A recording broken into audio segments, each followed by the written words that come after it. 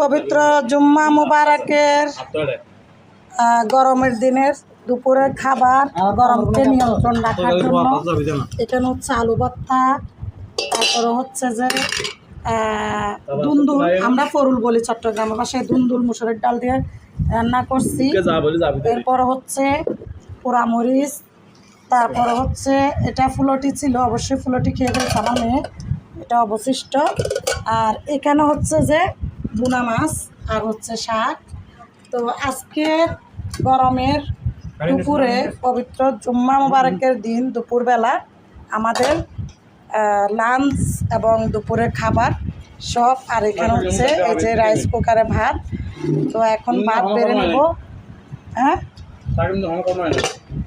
তারা শাকটা কিনলে হয়তো না চাই। তো এ হচ্ছে